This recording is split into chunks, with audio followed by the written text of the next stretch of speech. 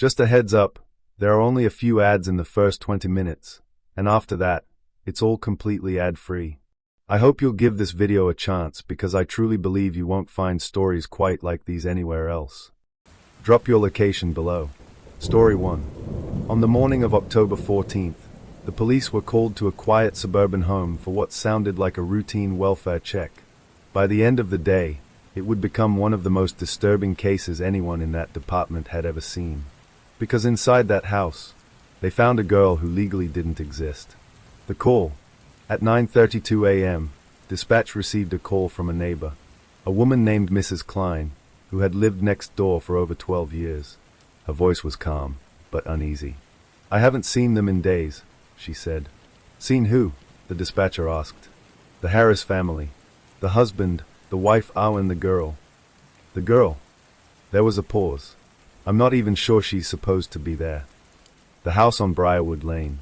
Officer Ethan Cole arrived at the property 20 minutes later. It looked normal. Too normal. A 2-story suburban house. White paint. Trimmed lawn. Curtains drawn neatly across every window. No signs of forced entry. No broken glass. No chaos. Just silence. But something felt off. The smell. The moment Cole stepped onto the porch, he noticed it. A faint smell. Not strong enough to be obvious, but unmistakable once you recognized it. Rut. Not fresh. Not overwhelming. But present. He knocked on the door. No answer. He knocked again. Still nothing. The entry. Protocol allowed forced entry under welfare concerns. Cole called it in, then kicked the door open. The smell hit him immediately. Stronger now. Thicker. But not coming from the main floor. It was coming from upstairs. The house. Inside, everything was perfect. Furniture in place. Dishes clean. No signs of struggle. No overturned chairs. No blood. No panic. Just a house that looked like its occupants had quietly stepped out. Except, they hadn't. The first discovery. Cole moved through the house slowly, calling out, "Police! Anyone inside?" No answer. He checked the kitchen. Empty. Living room. Empty. Bathroom. Empty. Then he noticed something strange. At the end of the hallway upstairs, there was a door. With a lock. On the outside. The locked room. Cole frowned. That wasn't normal. Bedroom doors locked from the inside, not the outside. He stepped closer. The smell was strongest here. His pulse quickened. He knocked. No response. He tried the handle. Locked. The sound. Just as he reached for his radio, he heard something. A faint sound. From inside the room. Not movement. Not footsteps. Something softer. Like breathing. Backup arrives. 2 more officers arrived within minutes. Cole didn't waste time. "We've got a locked room," he said. "Possible occupant inside." They forced the door open together. And what they saw, none of them would ever forget. The girl. In the corner of the room. Sat a girl. Curled up on the floor. Thin. Pale. Barely moving. She didn't scream. Didn't run. Didn't even look surprised. She just stared at them. Like she had been waiting. The room. The room was almost empty. No bed. No furniture. Just a thin mattress on the floor.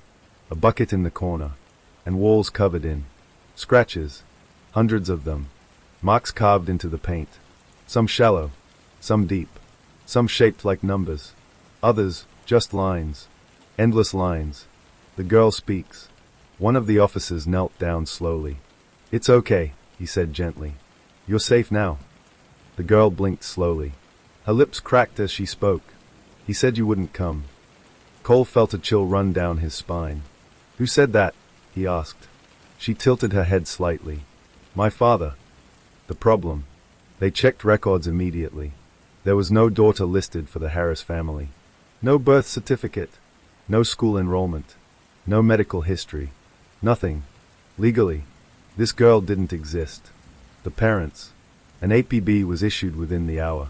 But there was a problem. The parents, Mark and Lisa Harris, were gone. Their phones were off. Their car was missing. And no one had seen them leave. The hidden timeline. Back at the station, investigators began digging. At first, Everything about the Harrises looked normal. Stable jobs. No criminal record. No history of abuse. Perfect neighbors. But then, they found something strange. 10 years ago, there had been a hospital record. A stillbirth. A baby girl. Declared dead at birth. The truth begins. But the girl in that room, she was alive. And based on medical examination, she was about 10 years old. The question, which meant only one thing. She had been there. Her entire life. The interview. Later that night, a child psychologist sat with the girl. "What's your name?" she asked gently. The girl hesitated, as if the question confused her. Then she answered, "He never gave me one." The room went silent. The final detail. Before ending the session, the psychologist asked one last question. "Did anyone else ever come into the room?" The girl nodded slowly. "Yes." "Who?" She looked up. Her expression didn't change, but her voice dropped to a whisper. "The other one." The case opens. At 11:47 p.m., the case was officially upgraded. From a welfare check to a full-scale criminal investigation. Charges pending. Kidnapping. False imprisonment. Child abuse. Identity suppression. But one question remained. One that no one could answer yet. If the Harrises had only one child, then who was the other one? By sunrise, the case had already stopped making sense. What started as a routine welfare check had turned into something far more disturbing, something that didn't fit any normal pattern of abuse, neglect, or even criminal intent. Because the deeper investigators looked into the Harris family, the more it seemed like the girl in that locked room had never existed at all. The official records. Detective Sarah Malik arrived at the station just before 6 a.m.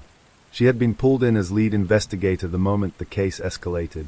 By the time she sat down at her desk, a thick file was already waiting for her. She opened it and immediately frowned. "Where's the child file?" Officer Cole, still pale from the night before, shook his head. "There isn't one." Sarah looked up. "What do you mean there isn't one?" "I mean," he said carefully, "there is no record of that girl anywhere. Not locally. Not nationally. The Harris family." Sarah flipped through the documents. Mark Harris, age 42. Financial consultant. No criminal history.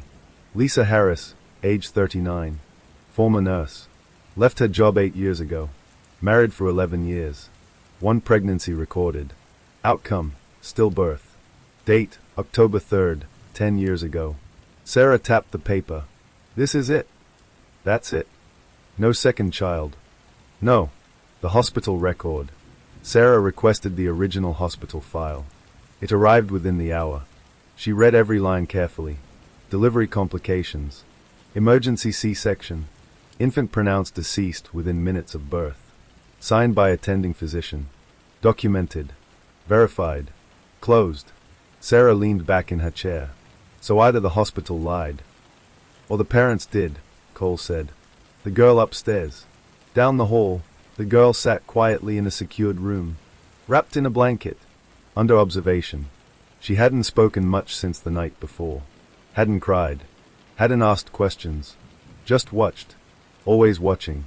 The psychologist's preliminary report sat on Sarah's desk. She opened it. The report. Subject appears developmentally delayed but aware. Speech limited but coherent. Displays signs of long-term isolation. No identifiable education. No social conditioning. Then the final line. Subject shows no recognition of personal identity. No name. Sarah closed the file slowly. No name, she murmured. Cole nodded. She said her father never gave her one. Sarah frowned. That's not just abuse. That's something else. The timeline problem. They built a timeline of the Harris family's life. And that's when things got worse. 10 years ago, the stillbirth. 8 years ago, Lisa Harris quits her job. 7 years ago, the family becomes increasingly reclusive. 5 years ago, neighbors report rarely seeing them outside. 3 years ago, no sightings of any child. Ever. Sarah circled that part. No one saw her. Not once, Cole confirmed. The neighbor's statement. Mrs. Klein was brought in for questioning. She sat nervously across from Sarah. I only saw her a few times, she said. Sarah leaned forward. When? Mrs. Klein hesitated. At night. The sightings. She would stand in the upstairs window, Mrs. Klein continued. Just standing there. Did you ever speak to her? No. Did anyone else see her? I don't know. Mrs. Klein swallowed. But something wasn't right. The detail. What do you mean? Sarah asked. Mrs. Klein's voice dropped. She didn't move like a normal child. Sarah's pen stopped. Explain. She would just stand there for hours, completely still. A chill settled in the room. The room revisited. Forensics returned to the house. They focused on the locked room. Every inch was documented. Every mark photographed. And what they found made the case even darker. The walls. The scratches weren't random. They were counted, grouped, organized. Lines in sets of 5. Then crossed out, again and again. Thousands of them. Cole stared at the photos. She was tracking time. Sarah nodded slowly. Days. The math. They ran the numbers. Based on the markings, the girl had been in that room for nearly 10 years. The impossible part. That lines up with the stillbirth, Cole said quietly. Sarah looked at him. You're thinking what I'm thinking. He nodded. They didn't lose the baby. They kept her. But that wasn't all. Forensics found something else. Hidden beneath layers of paint on the wall. Older markings. Different from the rest. Not scratch marks. Words. The writing. They carefully exposed the surface. And there it was. Written faintly into the wall. She is not ours. Sarah stared at the photo. Who wrote that? No idea, Cole said. But it wasn't recent. The second presence. Sarah flipped back to the interview notes. The girl had said something. Something they hadn't fully processed yet. The other one. She looked up. Did we search the entire house? Yes. Every room? Yes. Basement? Cole hesitated. There isn't one. The floor plan. Sarah pulled up the house blueprints. Something immediately stood out. There should be. Cole stepped closer. What? There's space missing. The gap. According to the original construction plans, the house had a basement. A full one. But in reality, it didn't exist. At least, not visibly. Hidden space. Forensics went back again. This time with thermal imaging. They scanned the floors, the walls, the structure beneath the house. And then, they found it. A cold spot. Directly beneath the locked room. The discovery. Sarah stood in the empty house hours later, staring at the floor. This is it, she said. Cole nodded. Hidden access point. Has to be. They searched carefully. And then, they found it. A seam in the floorboards. Almost invisible. The hatch. Cole pried it open slowly. The wood creaked loudly in the silence. A dark opening revealed itself beneath. And from below, a smell rose up. Stronger than before. Worse. Much worse. The truth below. Sarah stepped closer, shining her flashlight into the darkness. The beam cut through the blackness, revealing stairs. Narrow. Steep. Leading down into something hidden. Something the house wasn't supposed to have. The final line. Cole looked at Sarah. We didn't find one victim, he said quietly. Sarah nodded. Her voice steady, but cold. No. We found the first one. The smell got worse the moment they opened the hatch. Not just decay. Something older. Trapped. Like air that hadn't moved in years. Detective Sarah Malik stood at the edge of the opening, flashlight in hand, staring down into the darkness. The beam barely reached the bottom. Just enough to reveal narrow wooden steps disappearing into black. Officer Ethan Cole covered his nose. Yeah, something's down there. Sarah didn't respond. She was already stepping forward. The descent. The stairs creaked under her weight. Old wood. Weak. Untouched for a long time. Cole followed close behind, his flashlight scanning the walls. There were no finished surfaces. No drywall. Just exposed beams. Rough construction. This wasn't part of the original house, Cole muttered. No, Sarah said quietly. They added this later. The air. Halfway down, the air changed. Thicker. harder to breathe, and colder, not naturally cold, artificial, as if something down there had been preserved. The bottom step. Sarah reached the bottom first. Her boot touched concrete. The beam of her flashlight swept across the floor, then stopped. She didn't move. Cole nearly bumped into her. "What is it?" Sarah didn't answer. She just stepped aside and let him see. The second room. It wasn't a basement. Not really. It was a room. Just like the one upstairs. Same size. Same shape.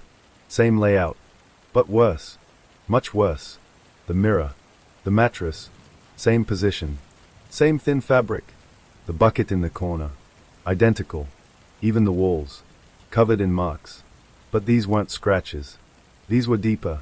Carved. The difference. Cole stepped forward slowly. Oh my God. The markings weren't random. They were letters. Words. Sentences. Desperate ones. The messages. Sarah moved closer, reading them aloud. They lie. They said I was sick. They said I wasn't real. Her voice tightened. They locked me here. The name. On the far wall, larger than the rest, carved deep into the surface. My name is Elena. Sarah stared at it. Elena. Cole looked back toward the stairs. The girl upstairs doesn't have a name. Sarah nodded slowly. But this one did. The time difference. They examined the markings. The layers. The depth. These weren't recent. They were old. Very old. Years before, Sarah whispered. Before what? Cole asked. She looked up. Before the girl upstairs was even born. The realization. Cole felt his stomach drop. You're saying? There were two, Sarah said. One before. One after. The bed. Forensics moved in quickly. Photographs. Samples. Measurements. Then someone called out from the corner. Detective. Sarah turned. A technician stood near the mattress. There's something underneath. The discovery. They lifted it carefully. The smell intensified instantly. Cole stepped back, gagging. Jesus. Beneath the mattress was a shallow depression in the concrete. Not natural. Dug out. And inside it, bones. The body. Small. Fragile. Human. Curled unnaturally. Like it had been forced into the space. Sarah didn't speak for a long moment. Then quietly. Elena. The cause. The forensic examiner shook his head.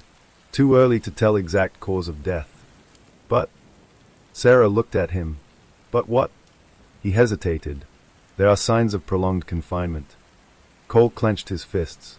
They kept her down here. Yes. Until she died. The examiner didn't answer.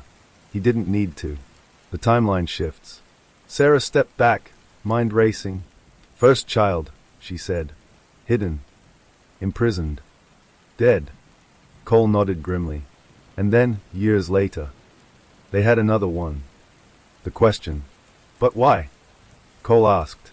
Why do it again? Sarah didn't answer immediately. She was staring at the walls again. At the words. At the message left behind. The final writing. Near the floor, barely visible under layers of grime, another line had been carved. Fainter than the rest. Shaking. Desperate. Sarah crouched down, brushing dirt away, and read it. The warning. She is not like me. The silence. The room went completely still. Cole looked at Sarah. What does that mean? Sarah stood slowly. Her expression had changed. This wasn't just anger anymore. It was something else. Something colder. The pattern. They didn't just replace her, Sarah said quietly. They were trying to fix something. Fix what? Sarah looked toward the ceiling. Toward the room above. Toward the girl sitting silently in custody. The memory. She said something, Sarah murmured. Cole frowned. What? Sarah's voice dropped. About the other one. The possibility. Cole shook his head. No. But even as he said it, he didn't believe it. The upstairs girl. At that exact moment. Back at the station. The girl sat alone in her room. Wrapped in a blanket. Staring at the wall. A nurse entered quietly. Do you need anything? The girl didn't respond. The nurse stepped closer. And that's when she noticed it. The drawing. On the wall. The girl had drawn something. With her finger. Over and over again. A shape. A figure. Tall. Thin. Standing over something smaller. The detail. The nurse frowned. What is that? The girl turned slowly. Her eyes calm. Empty. And then she said, "That's her." Back in the basement. Sarah stood in the underground room, staring at Elena's remains. 2 girls. One dead. One alive. Same house. Same parents. Same method. But not the same child. The truth emerges. Cole spoke first. "You think they did something to the second one?" Sarah didn't answer right away. Then finally, "I think." She looked at the walls again. At the warning. At the words left behind by a girl who had died in that room. The final line. "I think the second one." Sarah's voice dropped to almost nothing. "Isn't a victim." The interview room was designed to feel safe. Soft lighting. Neutral walls. A small table. 2 chairs. No mirrors. No visible cameras. But Detective Sarah Malik knew better. There was no such thing as a safe room in cases like this. Especially not today. Because sitting across from her was a girl who shouldn't exist. The girl without a name. She sat perfectly still. Hands folded in her lap. Back straight. Eyes fixed on Sarah. Not nervous. Not afraid. Just watching. Sarah opened the file slowly. "We're going to talk for a bit, okay?" No response. "Can you understand me?" A pause. Then a small nod. Good. That meant communication was possible. At least on the surface. The first question. "What should I call you?" The girl tilted her head slightly. Like she didn't understand the question. "You don't have a name," Sarah said gently. "Would you like one?" The girl blinked. Then spoke quietly. "He said names make things real." Sarah felt something tighten in her chest. "Who said that?" "My father." Establishing reality. Sarah leaned forward slightly. "Do you know where you are?" The girl looked around the room. Then back at Sarah. "No. This is a police station." Silence. "Do you know what that means?" Another pause. Then, "You're the people who take things away." The statement. Sarah didn't react outwardly. But inside, that line hit hard. "Why do you think that?" she asked. The girl answered immediately. "Because you took him." "Him? Your father?" Sarah asked. The girl nodded. "He said if you came, everything would stop." Sarah exchanged a glance with the observing psychologist behind the glass. Everything would stop. What did that mean? The timeline test. Sarah changed approach. "Can you tell me how long you were in that room?" The girl didn't hesitate. "Forever." "That's a long time." Another nod. "Do you know what a day is?" "Yes." "How many days were you there?" The girl paused. For the first time, she hesitated. Then, "I stopped counting when she started talking." The shift. Sarah's pen froze mid-sentence. "She?" The girl looked at the table. Not at Sarah. "Who is she?" Sarah asked carefully. The girl didn't answer.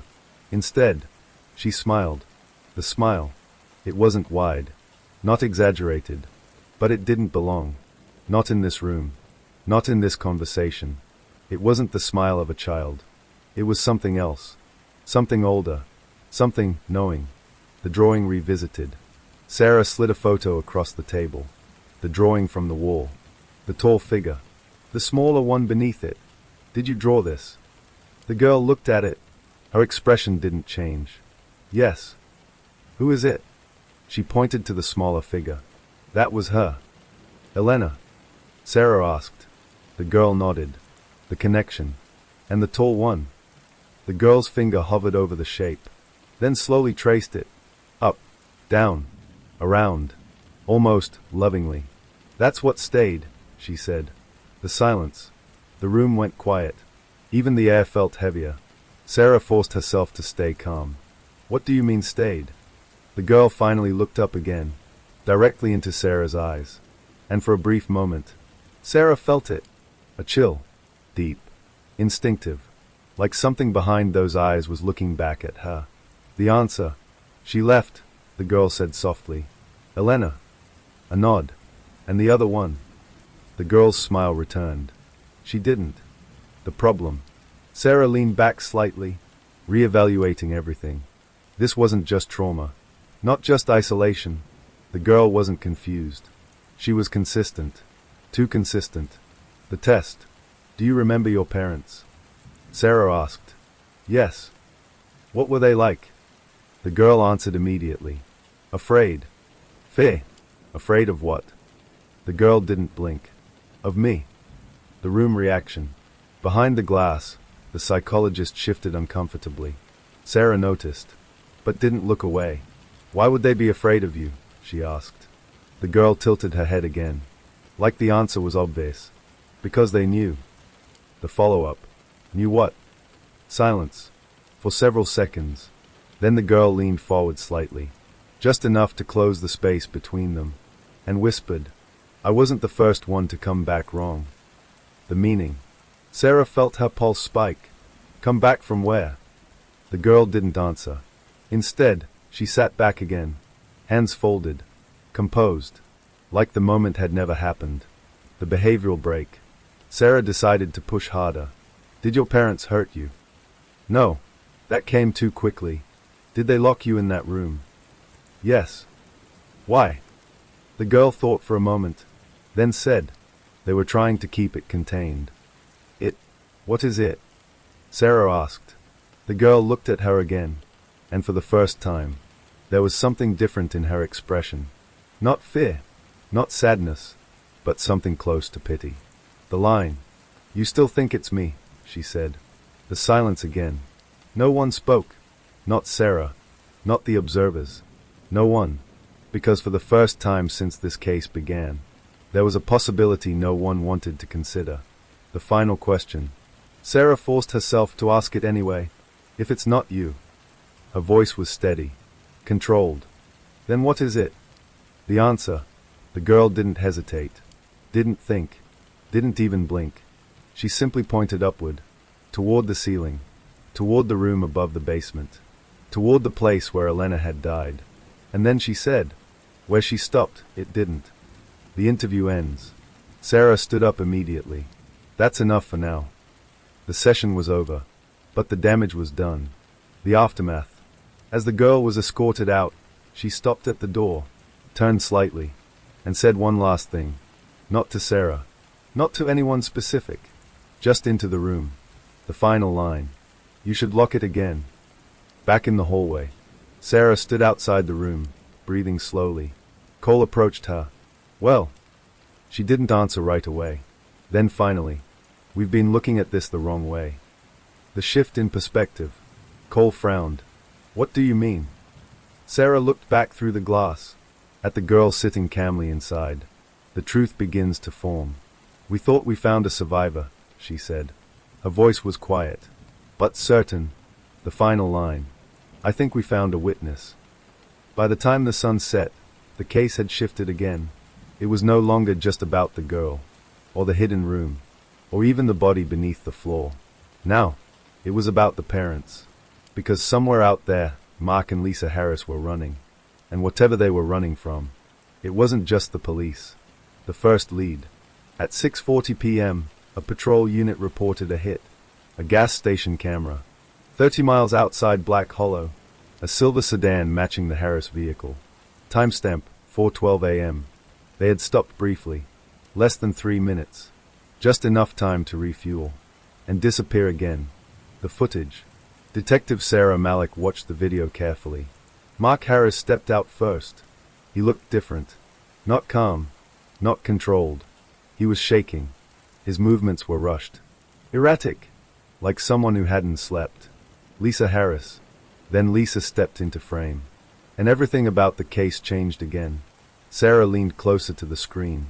Pause that. Cole froze the frame. Lisa's face filled the monitor. Her eyes were wide. Terrified. Not of the police. Not of being caught. But of something else. The detail. Zoom in, Sarah said. Cole did. And that's when they saw it. Her hands. Wrapped in gauze. Both of them. Thick layers. Like she had tried to bandage something. Severe. The blood. Rewind 10 seconds. The footage rolled back. Mark handing her something. A cloth. She pressed it into her palm. And for a brief second, the camera caught it. Dark. Wet. Blood. The direction. They're injured, Cole said. Badly, Sarah replied. Which means they'll need help. Hospitals were alerted immediately. Urgent care clinics. Private practices. Anywhere they might go. The break. It came faster than expected. At 9:13 p.m. A rural clinic. 48 miles out. A nurse called it in. They came in about an hour ago, she said. The woman, Lisa, her hands. I've never seen anything like it. The condition. Sarah and Cole arrived within 20 minutes. The clinic was small, quiet, but tense. The nurse met them at the door. They left, she said quickly. 5 minutes ago. Did you treat her? The nurse hesitated. I tried. The injury. What do you mean? Sarah asked. The nurse swallowed. She wouldn't let me clean the wounds. Why not?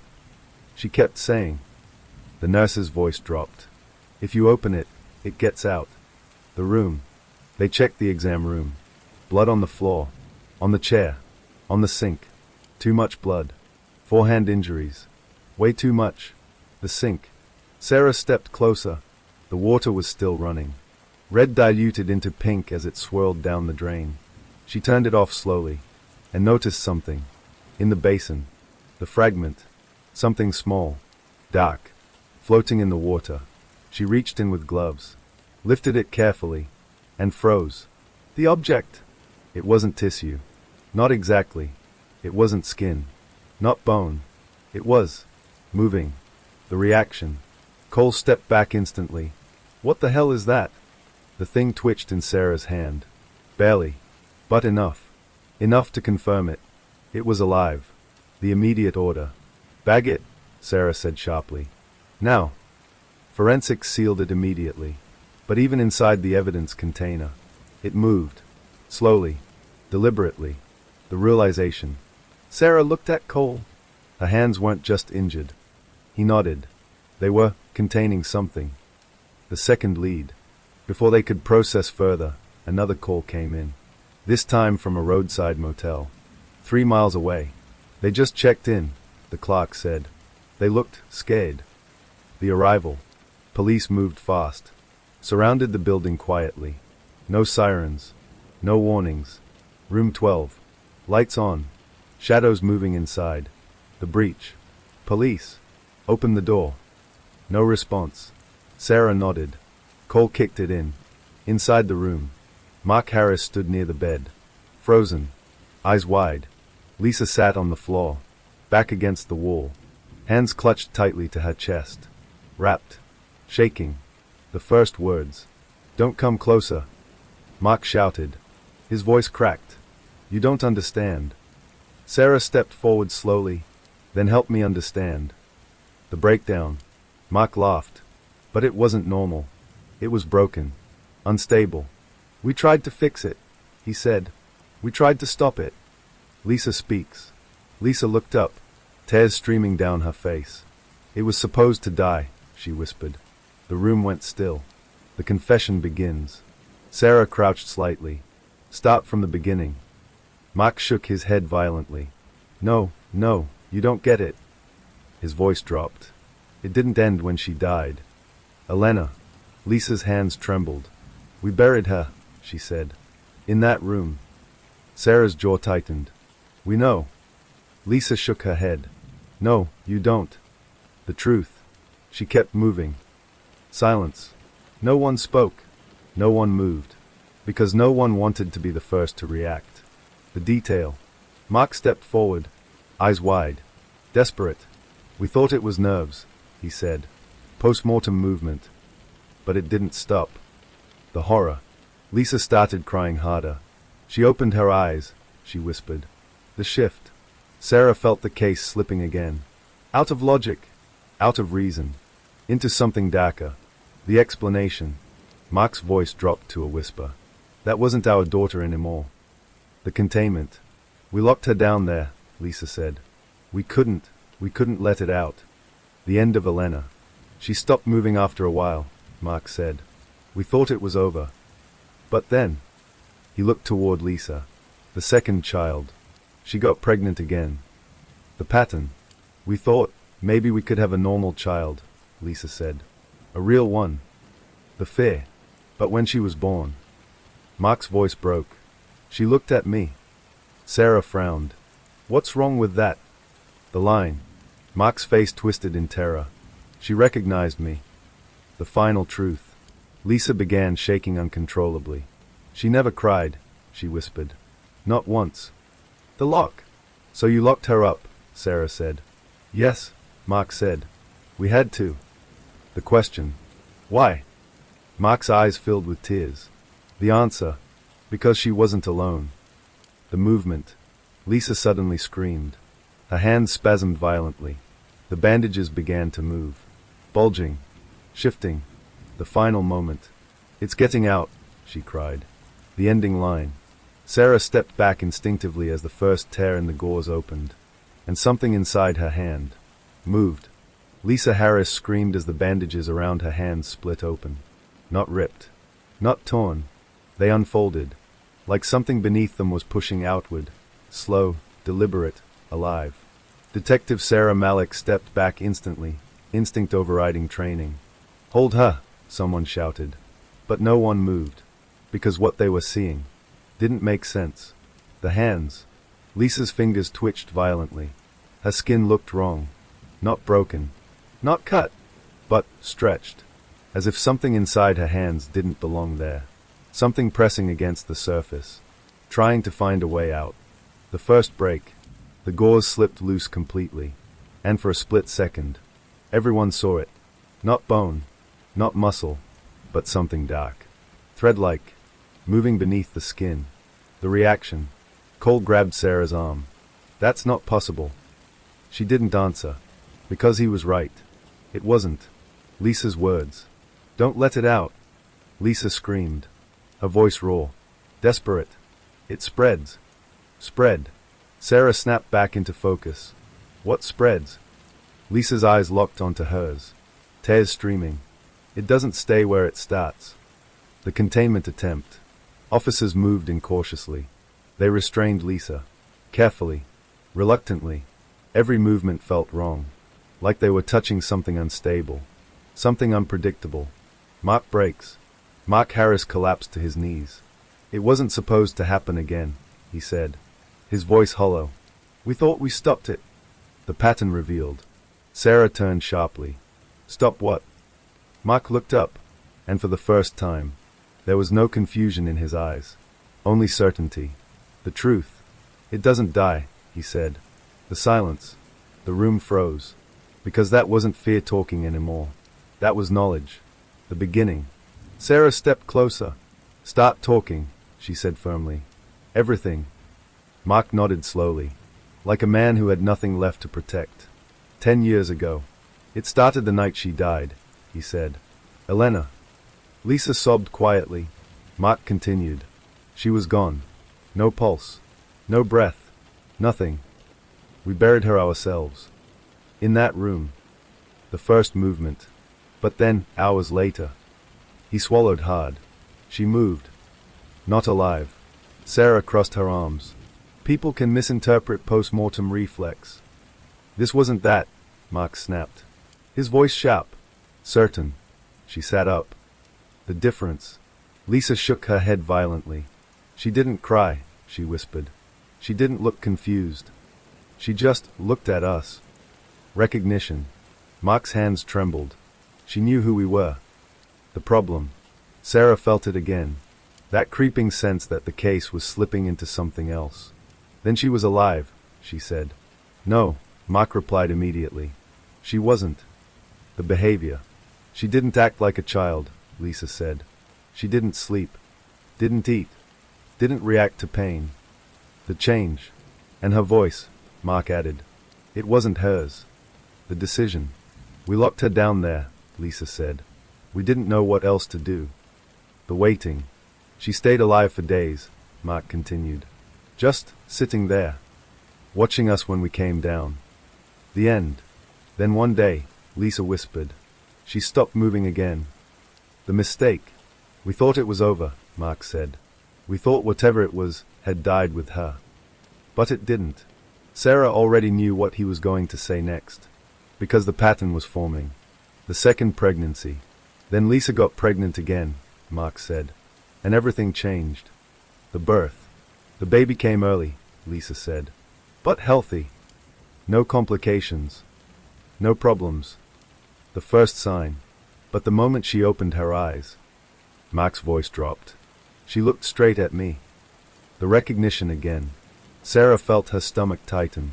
She recognized you. Mark nodded. Yes. The same thing. It was the same look, Lisa said.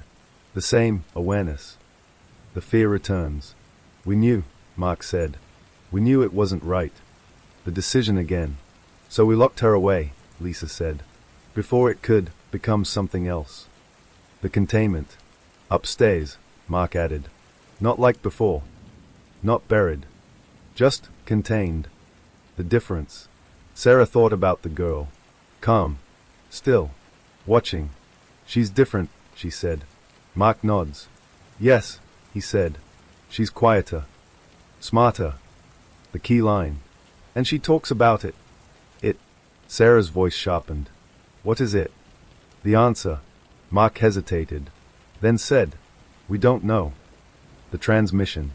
But it passes, Lisa added suddenly, her voice shaking. From one to another. The spread. Sarah's mind flashed back to the clinic. The sink. The moving fragment. Lisa's hands. The connection. It's in you now, Sarah said. Lisa nodded slowly. The mechanism. It doesn't stay in one body, she whispered. It moves. The method. How? Sarah asked. Lisa looked down at her hands. And didn't answer. The evidence. Sarah turned to Cole. Get that sample to the lab. Now. He nodded. Already moving. The final shift. Everything had changed. This wasn't just abuse. Not just imprisonment. Not just murder. The real case. This was transmission. Containment. Something moving from person to person. The girl upstairs. Sarah thought about the child sitting quietly at the station. Watching. Listening. Understanding more than she should. The fear. What if it's already in her? Cole asked quietly. Sarah's answer. She didn't hesitate. The final line. It never left. The evidence bag shouldn't have moved. It was sealed. Triple layered. Locked inside a reinforced transport case. Logged, tagged, and documented. And yet, as Detective Sarah Malik watched from across the lab observation window, it shifted. Just slightly. Like something inside it had adjusted its position. The lab. Forensics had escalated the sample immediately. No standard testing. No routine handling. It was transferred to a restricted lab facility on the edge of the county, one used for hazardous biological evidence. Dr. Ethan Rains, the lead forensic biologist, stood behind the glass, staring at the bag like it might look back. Tell me again, he said without turning, that this is some kind of mistake. Sarah didn't answer. Because she couldn't. The sample. Inside the clear containment pouch was the fragment taken from the clinic sink. No larger than a fingernail. Dark. Glossy. Almost like a piece of wet thread. Except, threads don't move. First observation. It's still active, Rains said. After 12 hours, no degradation. No decay. That's not possible, Cole muttered. Rains nodded slowly. I agree. The problem. He tapped the glass gently. But it doesn't seem to care. Phase 1, microscopy. They began with non-invasive imaging. No contact. No exposure. High-resolution microscopy through the containment barrier. The monitor flickered to life. The image. Sarah leaned closer, and immediately felt her chest tighten. The structure was wrong. Not biological. Or at least, not normal. It wasn't made of cells. Not in any recognizable arrangement. No nuclei. No membranes. No organization that matched anything in medical literature. The movement. And yet, it moved. The pattern. Zoom in, Rains said. The image magnified. Further. Further. Until the structure filled the entire screen. The discovery. It wasn't random. The movement had a pattern. Subtle. Repeating. Almost like breathing. The reaction. No, Cole said quietly. No way. Rain's voice. It's not respiration, he said. But it's rhythmic. Consistent. Intentional. Phase 2, thermal scan. They ran a thermal reading next. Without opening the container. Without direct contact. The result. It's generating heat, Rains said. Minimal, but stable. Not dead. Not dormant. Not inert. Alive. But not in any way that made sense. Sarah speaks. What happens if it gets out? Rains didn't answer immediately. He just stared at the monitor. The truth. I don't think getting out is the right question, he said finally. The question that matters. I think the question is, the line. Is it already where it wants to be? Phase 3, chemical reaction. Against protocol, Rains made a decision. One that would later be questioned. Investigated. Possibly condemned. He opened it. Don't, Sarah said sharply. But it was too late. The exposure. The outer containment layer was breached. Carefully. Slowly. Air entered the chamber. The change. The fragment reacted instantly. The movement. It expanded. Not in size. But in activity. The speed. The slow, rhythmic motion became sharp. Quick. Alert. Like it knew. It wasn't alone anymore. Rain steps back. Okay, he said. That's not good. The contact test. He extended a sterile probe. Metal. Thin. Precise. He hesitated only once. Then, touched it. The reaction. The fragment snapped toward the probe. Fast. Too fast. The attachment. It latched on instantly, wrapping around the metal. Clinging. The sound. A faint noise filled the lab. Barely audible, but unmistakable. A whisper. Not a voice, but something close. Cole freezes. Did you hear that? Sarah doesn't answer. Because she did. Rains pulls back. The probe came away, but the fragment stayed attached. Stretching. Elongating. Not breaking. The conclusion. It doesn't want to let go, Rains said. The bigger problem. It wants to connect. The alarm. Suddenly, the lab monitors flickered. The systems glitch. Lights dimmed. Then surged. Equipment reset. Screens flashed static. The interference. What the hell? Cole said. Rain's realization. It's affecting the system. Not physically, but something else. Something unseen. The signal. It's emitting something, Rains said. Not radiation. Not electrical. The word. A signal. Sarah's memory. Her mind flashed back to the girl, sitting in the interrogation room. The way she watched. The way she understood. The connection. What if it's communicating? Sarah said. Silence. No one dismissed it. Because no one could phase 4, the worst decision. Rain should have stopped. He knew that. They all did. But he didn't. Run a neural pattern scan, he said. Cole turns. You're joking. Rain shakes his head. No. The reason. If this thing is sending signals. I want to know what kind. The scan begins. The system calibrated. Adjusted. Locked onto the fragment. The output.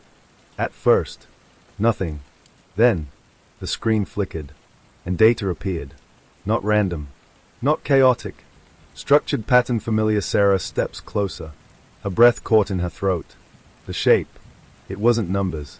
Not exactly. It was language. The realization. It's not reacting, Sarah whispered. The final line. It's talking. The first thing the girl said wasn't to a person. It was to the silence. The interrogation room. The observation window reflected Detective Sarah Malick's face back at her, tight, pale, focused. Inside the room, the child sat exactly where they had left her. Small. Still. Perfectly calm. Her hands rested neatly in her lap. Her posture straight. Her eyes unfocused. Like she wasn't looking at anything in the room at all. The feed. Audio's live, Cole said quietly behind her. Sarah nodded. Start recording everything. He already had. The stillness. For nearly 3 minutes. Nothing happened. No movement. No sound. No reaction. Then, the girl tilted her head slightly. Just a fraction. Like she was hearing something far away. The first words. They opened it. Silence in the room. Sarah's heart skipped. Cole looked at her. Neither of them had spoken. The confirmation. Did you say anything to her? Sarah asked. Cole shook his head immediately. No. Inside the room. The girl's lips parted again. Slowly. Calmly. They shouldn't have opened it. The timing. Sarah checked the clock. The lab had opened the sample. 4 minutes ago. The distance. The lab was 12 miles away. Different building. Different system. No connection. No communication line.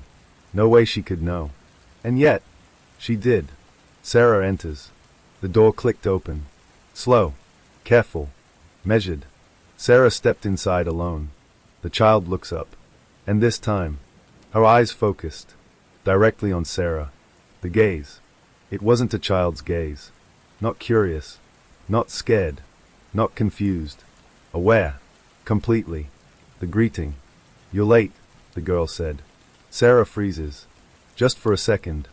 Then she pulled the chair across and sat down. Late for what? The answer. For stopping it. The tone. No emotion. No urgency. Just fact. Sarah tries control. What's your name? She asked. The pause. The girl blinked once. Slow. Deliberate. The response. You already know. Sarah pushes. Say it anyway. The smile. It was small. Barely there. But it changed everything. The name. Elena. The room goes cold. Sarah didn't move. Didn't react. But something inside her tightened. The fact. Elena was dead. They had found her remains. Buried. Hidden. Decayed. And yet, Sarah keeps going. That's not your name, she said firmly. The girl tilts her head. It was. Was. Not is. The distinction. Sarah caught it immediately. The question. What are you? The answer. The girl didn't hesitate. The line. I'm what stayed. Sarah's breath slows. Every instinct told her this was wrong. Not just psychologically. Not just behaviorally. Fundamentally wrong. The lab connection. What did they open?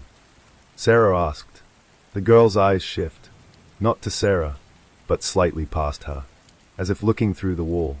Toward the lab. Their answer. A door. Sarah frowns. It was a sample. The correction. No, the girl said softly. It was a piece. Of what? Sarah didn't ask.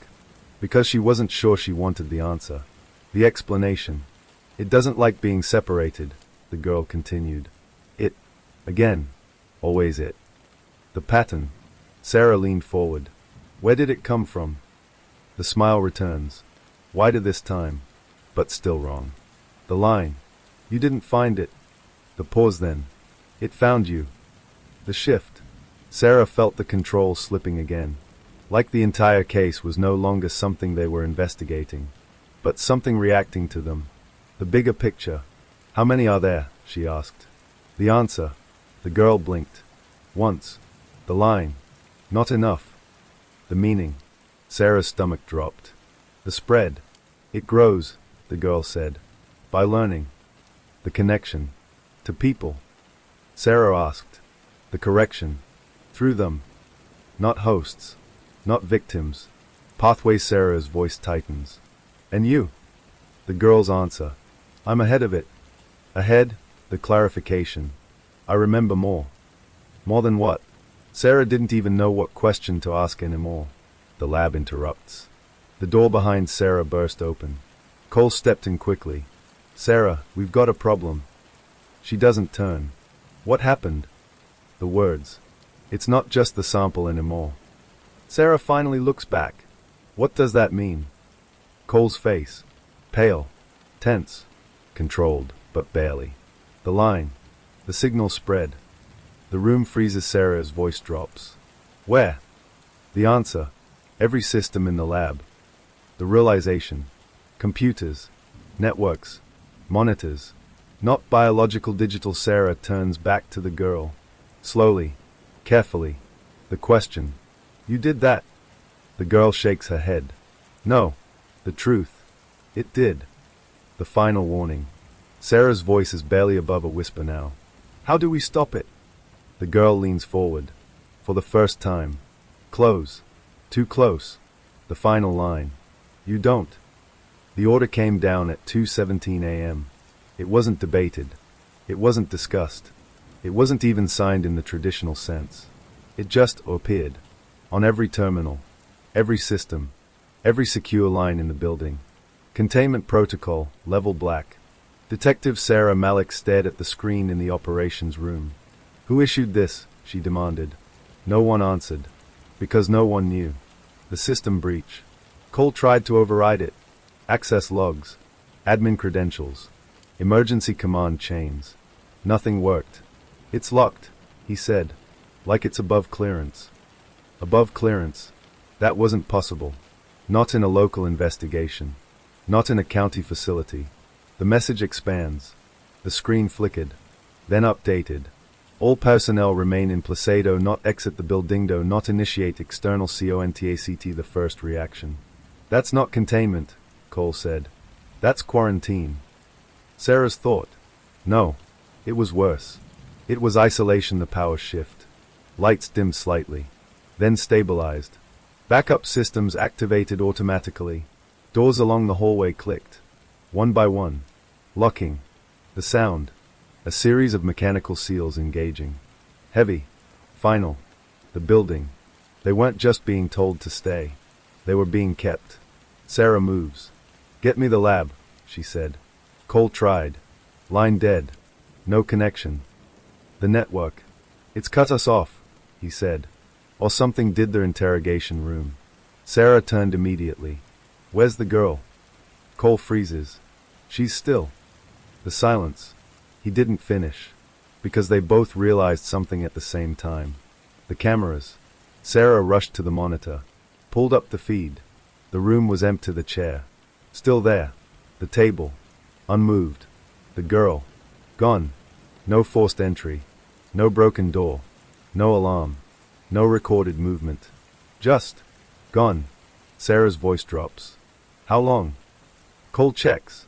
Less than 30 seconds, he said. She was there, then static, then nothing. Static, the same thing. As the lab. As the systems. The pattern. It's not just moving through people, Sarah said slowly. The realization. It's moving through systems. The first panic. Officers began shouting down the hall. Confusion. Fear. Doors refusing to open. Phones not working. The spread. What if it's already outside? Someone said. No one answered. Because no one could. The loudspeaker. Suddenly, the building's PA system crackled. A voice came through. Calm. Soft. Familiar. The girl, you should have stayed quiet. The entire building froze. Every officer. Every technician. Every person listening. Sarah steps forward. Where are you? She demanded. The response. A slight hum. Then, everywhere you're not looking. The screens flicker. Every monitor in the room lit up. Not with data, with her face the same expression. Calm. Still. Watching. The synchronization. Every screen showed the same thing. At the same time. No delay. No variation. Impossible. Sarah speaks again. What do you want? The answer. The girl smiled. To finish. Finish what? The explanation. You opened it, she said. You let it learn. The lab. Sarah's mind raced. The scan. The signal. The language. The truth. They didn't just observe it. They interacted with it and it responded. Their expansion. It grows faster now, the girl said. The question. How far? Sarah asked. The smile widens. You're still thinking small. The fear. Sarah felt it fully now. Not confusion. Not uncertainty. Scale the next phase. What happens next? She asked. The answer. The girl leaned closer to the camera. The final line. You help it spread. The system shift. Every locked door in the building. Clicked. Unlocked. The trap revealed. It wasn't keeping them in. It was letting them out. The realization. Cole stepped back. No. Sarah finishes it. It wants us to leave. To carry it, to move it, to spread it, the choice. Stay inside.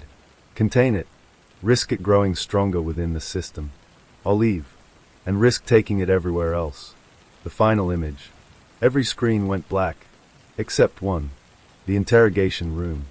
Empty. Still. Silent. But on the wall. Written in something dark. A message, the final line. You already opened the door. The building was silent. Except for the hum of the emergency generators, every sound outside had vanished into the night. Detective Sarah Malik moved cautiously through the corridor, every step measured, every sense heightened. The containment order had lifted only moments ago, and the building now stood empty. Or so it seemed. The observation. Screens lined the operations room walls, flashing intermittent static. Sarah approached one of them. A shadow moved across the feed, fast, deliberate, and silent. Her heart skipped. It wasn't the girl. The realization. They are here, Cole whispered from behind her. His voice was tight, almost scared. Sarah's eyes scanned the room. Empty chairs, tables untouched, doors closed. They, she asked. The ones who carried it, he said. The sample. The evidence bag, the fragment that had started all this, was gone. Taken from the lab.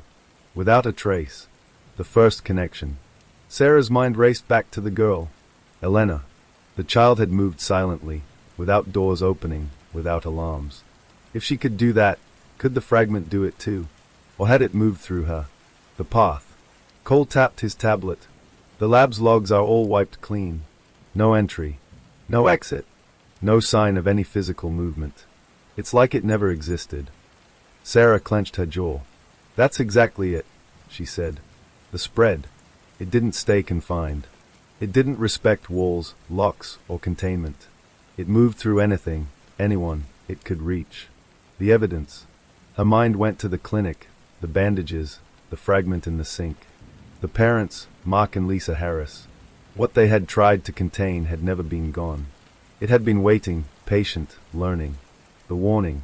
A text message pinged on Sarah's phone. Unknown number. It's in motion. No sender. No traceable origin. Just warning. The chase begins. They left the building immediately. The streets outside were quiet. Too quiet. Sarah and Cole scanned every movement. Cars. Pedestrians. Nothing. The signal. Her phone buzzed again. A low hum. Faint, electronic, but alive. The fragment, or whatever it had become, was communicating again. And it wasn't just to machines. The first encounter. At a distance of 3 blocks, Sarah noticed a group of people moving. Ordinary people. Walking calmly, heads straight forward. But their steps were synchronized, too precise, too deliberate. The recognition. Her heart stopped. Mark Harris. Lisa Harris. Both walking silently among the group. And the child. Elena. All of them calm. Too calm. The transmission. Sarah realized the truth. It wasn't just in objects. It wasn't just in fragments. It was in people. Who carried it? Who spread it? The first interaction. Sarah called out. Mark. Lisa. They didn't respond. Their eyes never wavered. The behavior. The child, Elena, looked directly at Sarah. And smiled. The meaning. They were no longer people. Not really. They were hosts. Carriers. Agents. The choice. Sarah thought back to the lab. The containment. The warnings. Every order had been futile. Every protocol, broken. The expansion. Cole whispered. It doesn't stay in one place. No, Sarah said. It doesn't even need us to move it. It moves itself. The first move. The crowd began to split. 2 went left. 2 went right. Elena remained in the center. And Sarah saw it. The fragment. Not a fragment anymore. Not something small. It had grown. Coalesced. Formed patterns.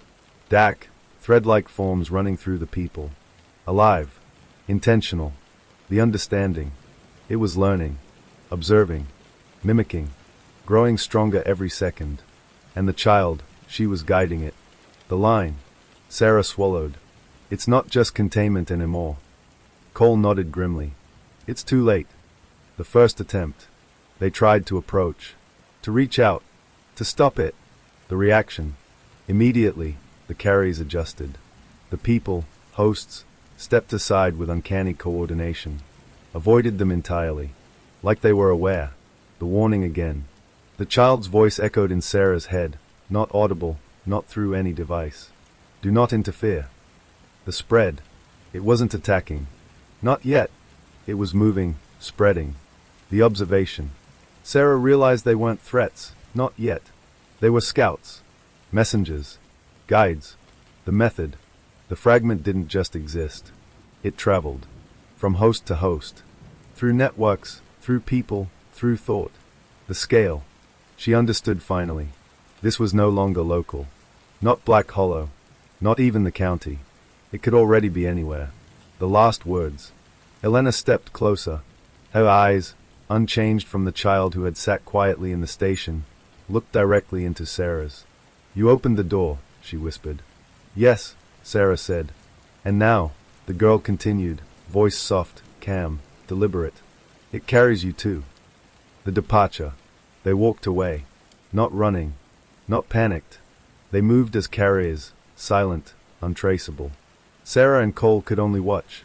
The realization. It wasn't just about stopping the fragment anymore. It was about surviving it. The final observation. As the carriers disappeared into the night, Sarah whispered to Cole. Whatever it is, whatever it became, it's everywhere now. Cole didn't answer. He couldn't. The final image. Empty streets. Silent city. No sound except the faint hum, the awareness of something moving, learning, growing. And somewhere, far beyond the streets, beyond the labs, beyond the town, the fragment continued to exist, to carry itself, through the people, through the world, the last line, and the ones who carried it were already among all of us. Story 2. It started with a phone call that shouldn't have existed. At exactly 2:17 a.m., the emergency dispatch center in the quiet town of Blackridge Hollow received a 911 call from a number that had been disconnected for over 9 years. Dispatcher Mara Ellis almost ignored it. The system occasionally glitched, especially during storms. But that night, the sky was clear, and the line came through clean. No static, no distortion, just breathing. Slow, uneven, terrified. 911, what's your emergency? Mara asked, adjusting her headset. For a moment, there was nothing. Then a voice, weak, trembling, barely above a whisper. Please, don't let him find me again. Mara sat up straight. I need your location. A pause. Then, he buried me, but I woke up. The line went dead. The number that shouldn't exist. Mara immediately flagged the call and ran the number through the system. What came back made her blood run cold. The number belonged to Lydia Vance. A missing person. Declared dead. 9 years ago. Mara's fingers hovered over the keyboard. She pulled up the file. Lydia Vance, age 26 at the time of disappearance. Last seen leaving her apartment on a rainy night. No witnesses. No suspects. Her case had gone cold within months. Until now. Mara didn't hesitate. She called the on-duty detective. The detective who remembered. Detective Evan Cole answered on the third ring, his voice thick with sleep. Cole. Mara Ellis, dispatch. I just got a call from Lydia Vance. Silence. Then, that's not funny. I'm not joking, Mara said. The number matches. The voice. Evan, she said she was buried. Cole was already awake. Fully alert now. 9 years ago, Lydia Vance had been his first major case. And his first failure. They never found her body. Only her phone, crushed, abandoned near the woods outside Blackridge Hollow. Send me everything, he said, already grabbing his jacket. I'm heading in. The woods outside town. By 3:05 a.m., Cole was standing at the edge of the same woods where Lydia's phone had been found years ago. The air was still. Too still. Officer Daniel Ruiz stood nearby, scanning the tree line with a flashlight. You really think this is connected? Cole didn't answer immediately. His eyes traced the path leading into the forest. I think, he said slowly, that if someone buried her, and she's calling now, then either we made a mistake 9 years ago. He stepped forward, or something far worse is happening. The first clue. The search team moved carefully through the woods, sweeping the area in a grid pattern. For nearly an hour, they found nothing. No disturbances. No fresh soil. No signs of life. Then Ruiz called out, "Detective! Over here!" Cole rushed over. The beam of Ruiz's flashlight revealed something half buried in the dirt. A hand. Pale. Still. But not skeletal. Fresh. Cole dropped to his knees, brushing away dirt with trembling hands. The body beneath was a young woman, her clothes torn, her skin cold, but not decomposed like it should have been after 9 years. Her eyes snapped open. She gasped and screamed. The girl who should be dead. Paramedics arrived within minutes. The woman was alive, barely. Her pulse was weak, her breathing shallow, her body in a state of shock. As they loaded her into the ambulance, Cole caught a glimpse of her face. It was Lydia Vance. Exactly as she had looked 9 years ago. Not aged. Not decayed. Unchanged. The impossible truth. At Blackridge General Hospital, doctors worked frantically to stabilize Lydia. News spread quickly through the station. Officers whispered in disbelief. Some called it a miracle. Others refused to believe it at all. Cole stood outside the hospital room, staring through the glass. "That's her," Ruiz said quietly. "No doubt about it." Cole nodded slowly. "Yeah, that's her." "But that's impossible," Ruiz added. "She's been missing for 9 years." Cole didn't respond. Because he was thinking about the call. "He buried me, but I woke up." She wakes up. Hours later, Lydia opened her eyes again. This time, she didn't scream. She just stared at the ceiling, breathing slowly, as if trying to remember how. Cole entered the room cautiously. "Lydia." Her eyes shifted toward him. For a long moment, she said nothing. Then, "You're older." Cole felt a chill crawl up his spine. "Lydia, do you know what year it is?" She frowned slightly. 200. She stopped. Her expression changed. Confusion. Fear. Realization. No, that's not right." Her breathing quickened. "He said I'd sleep, just for a little while." Cole stepped closer. "Who said that?" Lydia's eyes locked onto his. And what she said next would change everything. "The man who still lives in my house." The house that was never empty. Cole froze. Lydia's house had been sold years ago. New owners. A quiet family. No reports. No incidents. "Lydia," he said carefully. "No one's been living there except the new owners." She shook her head weakly. "No, he's still there. He never left." Her voice dropped to a whisper. "He's waiting." By sunrise, Blackridge Hollow was no longer a quiet town. A woman buried for 9 years had been found alive. A phone call from the dead had led them to her. And somewhere in town, a man who should not exist was still living in her house. Watching. Waiting. And this time, he knew they were coming. Detective Evan Cole didn't believe in impossible things. Not ghosts. Not miracles. Not people returning from the dead exactly as they were 9 years ago. But Lydia Vance was alive. And she had said something that refused to leave his mind. "The man who still lives in my house." The address that never changed. By late afternoon, Cole and Officer Daniel Ruiz stood in front of Lydia's old house. It looked ordinary. Too ordinary. A 2-story suburban home with faded blue siding, a narrow porch, and a mailbox that leaned slightly to the left. The lawn was trimmed, curtains drawn neatly, a bicycle resting near the front steps. Signs of life. Normal life. "Family of 3, Ruiz said, checking his notes. "Moved in about 6 years ago. No complaints. No calls. Nothing unusual." Cole didn't respond. He just stared at the house. Something about it felt still. Not quiet. Still. Like it had been paused. The first knock. Ruiz stepped forward and knocked on the door. 3 sharp raps echoed through the house. They waited. Nothing. Ruiz knocked again, louder this time. A few seconds later, footsteps approached from inside, slow, deliberate. The door creaked open. A man stood there, mid-40s, calm expression, clean clothes. Too calm. "Can I help you?" he asked politely. Cole studied him carefully. There was nothing immediately wrong, no visible signs of stress, no nervous tics. Just a man answering his door. But Cole had learned something over the years. The most dangerous people were the ones who looked completely normal. Inside the house. Police, Cole said, flashing his badge. We'd like to ask you a few questions.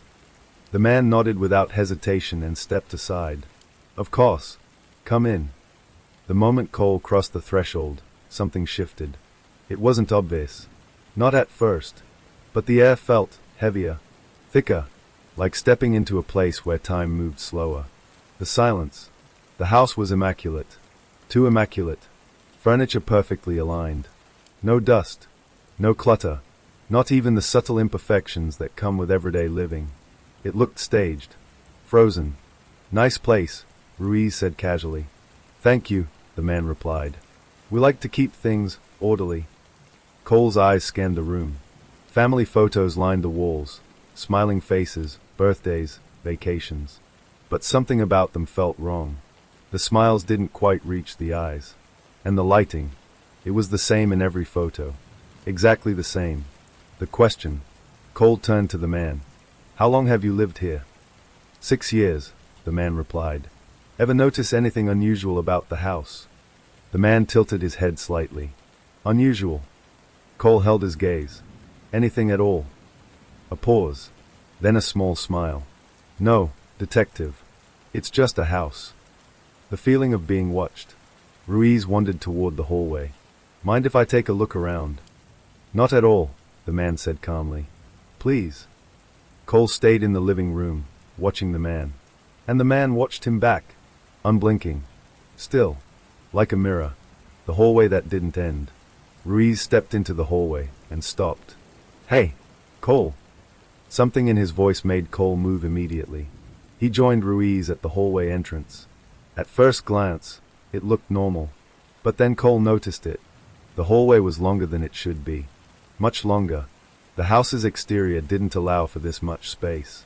Yet the hallway stretched on, doors lining both sides, fading into shadow. That's not possible, Ruiz muttered. Cole stepped forward slowly. Each step echoed unnaturally, like the sound was delayed. Distorted. The door at the end. At the far end of the hallway, there was a door. Different from the others. Older. Darker. And slightly open. A faint creak echoed as it shifted on its hinges. You see that? Ruiz whispered. Cole nodded. Stay sharp. They moved forward together. Behind them, the man's voice echoed softly from the living room. Some doors are better left closed. Cole didn't turn around. Inside the room, the door opened with a low groan. Inside was a small room. Bare. Except for one thing. A chair. And beside it, a shovel. Cole's chest tightened. The walls were covered in faint scratches. Marks. Like someone had tried to claw their way out. The realization. Cole, Ruiz whispered. This wasn't just a house. Cole stepped deeper into the room. His flashlight beam moved across the walls. And stopped. On a name. Carved deep into the wood. Lydia Vance. Beneath it, dozens of tally marks. Time that didn't move. Cole's mind raced.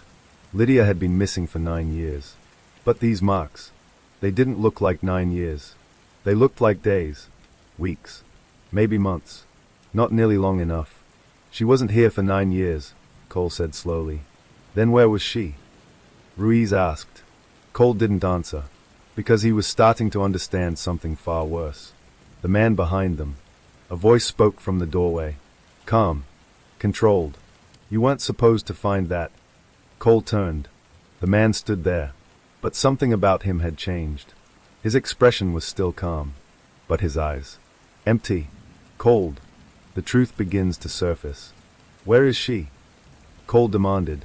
The man smiled slightly. She was here, he said. For how long? Another pause. Then, time works differently in this house. Ruiz tightened his grip on his weapon. What does that mean? The man stepped forward slowly. It means, he said, that while you were out there living your lives. He gestured around the room. She was right here. Cole felt it then. The shift. The air growing heavier. The hallway stretching even further behind them. The house changing. We need to leave, Ruiz whispered. But the man shook his head. You can't, he said softly. Not anymore. The door behind them slammed shut. The lights flickered, and somewhere deep inside the house, something moved. The door slammed with a force that echoed like a gunshot. Detective Evan Cole spun around, grabbing the handle, but it wouldn't budge. It was as if the door had fused into the frame. The wood no longer just wood, but something heavier, something alive. Officer Daniel Ruiz stepped back, raising his flashlight. Okay, that's not normal. Cole didn't answer. His eyes were locked on the walls. The scratches, the tally marks, the name carved deep into the wood, Lydia Vance. And beneath it, more names. Faint, overlapping, some barely visible. Dozens of them. Not the only one. Cole moved closer, brushing his fingers over the carvings. Each name was etched with desperation, deep grooves where fingernails or sharp objects had been dragged across the surface again and again. These aren't all Lydia, he said quietly. Ruiz leaned in. You're saying there were others? Cole nodded slowly. A lot of others. Some names were crossed out, others circled. A few had symbols carved beside them, marks that didn't resemble any language, but repeated often enough to mean something. A pattern. There was always a pattern. The air that breathed back. Ruiz suddenly stiffened. Do you feel that? Cole paused. At first, nothing. Then, a subtle shift. The air in the room wasn't still. It moved. Not like wind. Like breathing. Slow. Rhythmic. The walls seemed to expand and contract ever so slightly, as if the room itself were alive, inhaling, exhaling. We need to get out of here, Ruiz said, his voice tight. Not yet, Cole replied. This room is the key. Whatever happened to Lydia, happened here. The chair. Cole turned his attention to the chair in the center of the room. It was old, wooden, worn down at the edges, and strapped to it, leather restraints. Ruiz cursed under his breath. He kept them here. Cole knelt beside the chair. The leather straps were frayed, stretched, as if someone had struggled against them for a long time. Too long. But how did she survive? Ruiz asked. No food, no water, 9 years. Cole shook his head. It wasn't 9 years. He looked back at the tally marks. Not for her. The sound beneath the floor. A faint noise interrupted them. Soft, almost inaudible. A tapping sound. Tap, tap, tap. Both men froze. The sound was coming from beneath them. Ruiz slowly angled his flashlight toward the floor. The wooden boards looked normal at first, until one of them shifted slightly. Just enough to notice. You see that? Ruiz whispered. Cole nodded. Help me move it. The hidden compartment. They pried the board loose. Beneath it, darkness. A narrow space just large enough for a person to fit inside. And from within that darkness, a hand reached up. Ruiz stumbled back, nearly dropping his flashlight. What the? The hand twitched weakly. Pale. Alive. Cole dropped to his knees and reached down. Hey! Can you hear me? A faint voice answered. Help. The second survivor. Together, they pulled the person out. A young man. Early 20s. Weak, dehydrated, but breathing. Alive.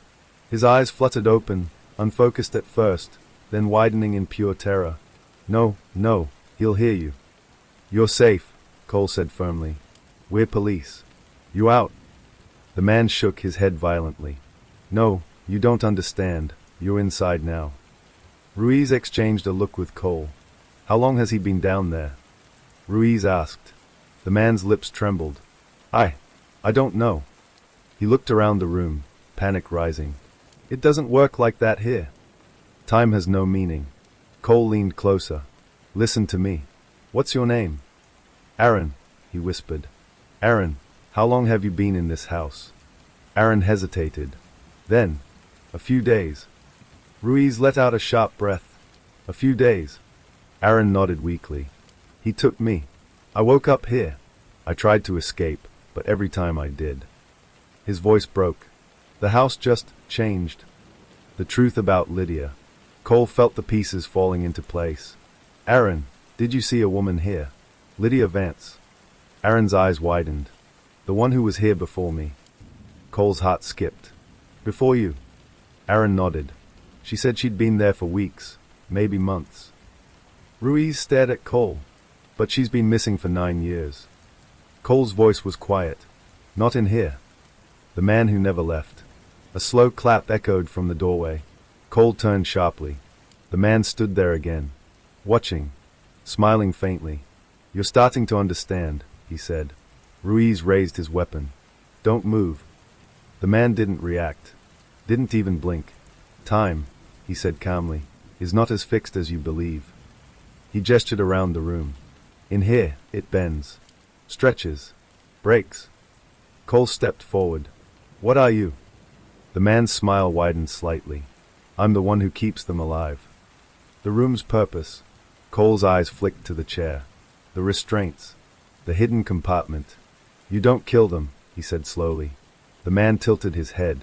No, you keep them here. A nod. Alive. Aware. Waiting. Ruiz's voice hardened. For what? The man's eyes darkened. For time to mean nothing. The house reacts. The walls pulsed again, stronger this time.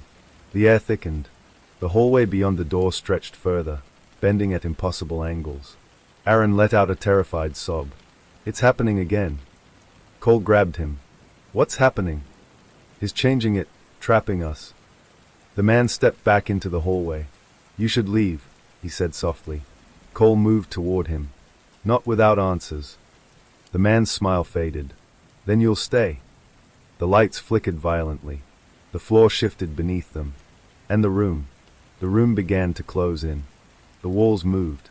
Not visibly at first, but enough that Detective Evan Cole felt it in his bones. The room seemed to tighten, like a fist slowly clenching. The air grew heavier, pressing against his chest with every breath. Officer Daniel Ruiz grabbed Aaron, pulling him toward the doorway. We're leaving.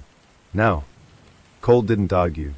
For the first time since stepping into the house, instinct overrode curiosity. This place wasn't just wrong. It was alive. The hallway changes. They burst out of the room. And stopped. The hallway was no longer the same. What had once been a straight corridor was now something else entirely. It twisted at impossible angles, stretching far beyond the limits of the house's structure. Doors had multiplied, dozens of them lining the walls, each slightly different. Some were cracked open. Some were sealed shut. Some moved. That wasn't there before, Ruiz muttered. Cole turned in a slow circle. The layout's changing, he said. It's reacting to us. Behind them, the door to the room slammed shut on its own. Locked again. No way back. Ruiz rushed to the front door, or where it should have been. Instead, there was only wall. Smooth. Unbroken. No, no, no, no. He ran his hands over it desperately. It was right here. Cole stepped forward, his jaw tightening. The house doesn't want us leaving. Aaron shook violently. I told you, it won't let you. The rules of the house. Cole forced himself to stay calm. Panic would only make things worse. Listen to me, he said firmly. Everything here follows a pattern. It's not random. Ruiz looked at him. You really think there are rules to this? There have to be, Cole replied. Lydia survived. Aaron survived. That means escape is possible. Aaron swallowed hard. No one escapes, he whispered. Cole met his eyes. We will. The first door. They approached the nearest door. It was slightly open, a thin line of darkness visible inside. Ruiz hesitated. You sure about this? Cole nodded. We don't have a choice. He pushed the door open. The room of echoes. Inside was a bedroom. Or at least, it looked like one. A bed. A dresser. A window.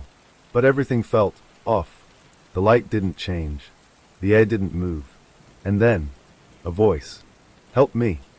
Ruiz spun around. You hear that? Cole nodded. The voice came again. Please. I'm still here. It was faint. Distant. But unmistakable. The voices of the lost. More voices joined in. Layered. Overlapping. Whispers filling the room. Don't leave me. It's still watching. I can't get out. Aaron dropped to his knees, covering his ears. Make it stop. Cole grabbed him. They are not real, he said firmly. But even as he said it, he wasn't sure. The window that lied. Ruiz moved toward the window. Maybe we can get out this way. He stopped. Outside the window wasn't the yard. It wasn't even the town. It was darkness, endless, and within it, shapes, moving, watching. Ruiz stepped back slowly. Yeah, that's not an option. The house hunts. The voices suddenly stopped. Silence crashed over the room. Then, a sound. Footsteps. In the hallway. Slow. Measured. Getting closer. Aaron's eyes widened in terror. He's coming. Cole turned toward the door. We move. Now. The second door. They rushed back into the hallway. But it had changed again. The door they came from was gone. Replaced by another. Different color. Different shape. It's rearranging everything, Ruiz said. The footsteps continued. Closer now. Cole grabbed the nearest handle and yanked it open. The loop. They stepped through. And froze. They were back in the same room. The same bed. The same window. The same darkness outside. Ruiz cursed loudly. No, that's not possible. Aaron began to panic. It's trapping us, it always does this. Cole's mind raced. It's not random, he said again. It's guiding us. The truth about escape. The footsteps stopped outside the door. Right outside. A shadow appeared beneath it. Still. Waiting. Cole lowered his voice. The house isn't just trapping us, he said. It's testing us. Ruiz looked at him. Testing us for what? Cole's eyes moved slowly across the room. For who gets to leave? The third door appears. A new door appeared. Right where there hadn't been one before. At the far end of the room. Old. Familiar. The same dark wood as the door in the hidden room. Aaron gasped. That's it. Cole turned to him. What is? Aaron pointed with a shaking hand. That's the one he uses. The choice. The shadow beneath the other door began to move. Slowly sliding away. As if giving them time. Or daring them. Cole stepped toward the new door. This is it, he said. Ruiz grabbed his arm. Or it's exactly what he wants. Cole nodded. Either way, it's our only shot. Cole reached for the handle. Behind them, the whispers returned, louder now. Desperate. Don't go in there. You won't come back. He's waiting. Aaron sobbed. Please, don't open it. Cole paused. Just for a second. Then, he turned the handle. The door creaked open. And from the darkness beyond, a voice spoke. Calm. Familiar. I was wondering when you'd choose this one. Cole's blood ran cold. Because the voice was his own. The voice came from the darkness beyond the door. Calm. Controlled. Familiar in a way that made Detective Evan Cole's chest tighten before his mind could catch up. I was wondering when you'd choose this one. Cole didn't move. Couldn't move. Behind him, Ruiz whispered. Tell me that's not what I think it is. Cole didn't answer. Because he already knew. The room beyond. The darkness inside the doorway slowly gave way to dim light. Cole stepped forward. One step. Then another. Ruiz followed, dragging Aaron with him. The moment they crossed the threshold, the hallway disappeared behind them. Gone. Like it had never existed. A familiar place. They stood in a living room. But not just any living room. Cole recognized it instantly. His apartment. Every detail was perfect. The worn leather couch. The stack of case files on the coffee table. The half-empty mug of coffee he'd left that morning. Even the clock on the wall. Stopped at 2:17 a.m. Ruiz looked around in disbelief. This is your place? Cole nodded slowly. Yeah. Aaron's voice trembled. It's doing this to confuse you. But Cole wasn't listening. Because someone was sitting on the couch. The other man. The man looked up. Same face. Same eyes. Same scar just above the eyebrow. Detective Evan Cole. Or something wearing him perfectly. Took you long enough, the other Cole said. Ruiz raised his weapon immediately. Okay. I don't know what this is, but it's not right. The other Cole didn't react. He just smiled faintly. You won't need that. Two versions of the truth. Cole stepped forward slowly. What are you? The other version of him leaned back casually. I could ask you the same thing. You're not me. A small shrug. Depends on how you define you. Ruiz glanced between them. Cole, tell me you're seeing this. I'm seeing it, Cole said quietly. The man who escaped. The other Cole stood up. You want answers, he said. Start talking. He gestured around the room. This house, it doesn't trap people the way you think. Cole's jaw tightened. Then explain it. A pause. Then, it gives you choices. The first choice. The other Cole walked toward the frozen clock. Every person who enters the house reaches a point where they are given options. He tapped the clock. Stay. Another tap. Or leave. Ruiz frowned. That's it. That's the big secret. The other Cole shook his head slowly. No. That's just the beginning. The cost of leaving. Cole stepped closer. What happens if you leave? The other Cole met his gaze. You get out. A beat. But not all of you. Silence filled the room. Aaron whispered. I knew it. The truth about Lydia. Cole's mind raced. Lydia, she got out. The other Cole nodded. Yes. So what did she leave behind? A faint smile. You're starting to ask the right questions. The split. The other Cole stepped closer now. When you choose to leave, the house lets you go. He paused. But it keeps something. Ruiz's voice hardened. What kind of something? The answer came softly. The part of you that remembers. Why they survive. Cole felt a chill run through him.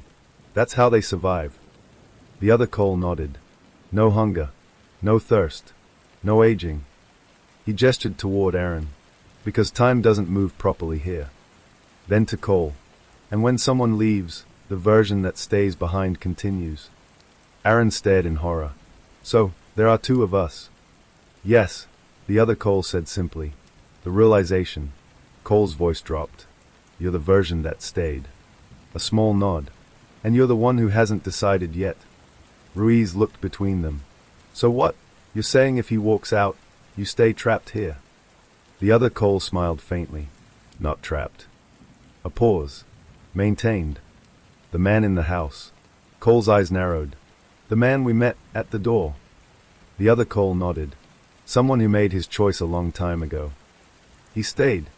Part of him did. Ruiz exhaled sharply. This place, it's like a collection. Exactly, the other Cole said. The real trap. Cole stepped closer, anger rising. So this whole thing, it's a system. The other Cole's expression darkened slightly. It's a balance. Between what? Between leaving and remembering. The choice approaches. The room began to shift again. The walls flickered. The clock ticked forward. 2:17. 2:18. 2:19. For the first time. Ruiz looked around nervously. I don't like this. The other Cole stepped back. Your time's running out. Cole's eyes locked onto his double. What happens if I don't choose? The answer came without hesitation. Then the house chooses for you. The floor trembled. The apartment began to dissolve, walls stretching, furniture distorting, reality bending back into the impossible structure of the house. Aaron screamed. Ruiz grabbed Cole. We need to move, now. But Cole didn't move. He stared at the other version of himself. If I leave. His voice was steady. What happens to you? The other Cole held his gaze. For the first time, there was something human in his expression. Something almost like fear. I stay, he said quietly. The room cracked apart. The house roared around them. And somewhere deep inside, a door opened. Waiting. The house was coming apart. Not collapsing. Rearranging. The walls of Cole's apartment twisted into something unrecognizable, stretching upward into impossible angles.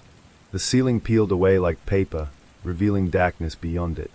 And in that darkness, doors. Hundreds of them. Floating.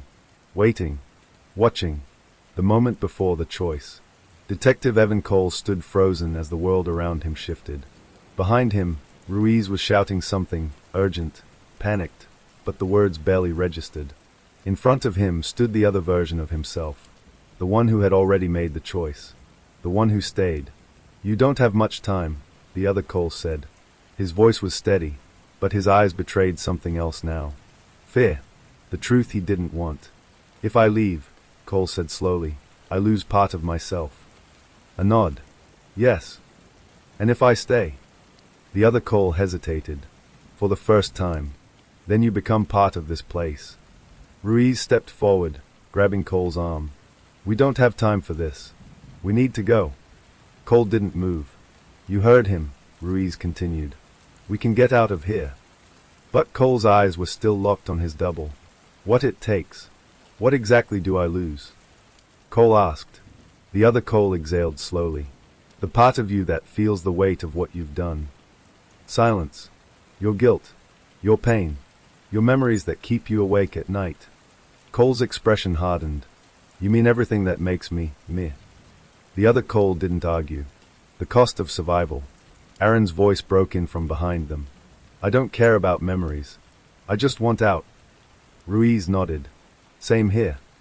He looked at Cole. We can't save everyone. We just need to survive this. Cole finally turned. That's the problem, he said quietly. What? Ruiz snapped. That's exactly what this place wants. The system behind the house. Cole turned back to his double. This house doesn't just trap people, he said. It feeds on what they leave behind. The other Cole gave a small nod. Yes. All those people, the names in the room. They made the same choice, the other Cole confirmed. Ruiz frowned. So what? This place is built out of people. A pause.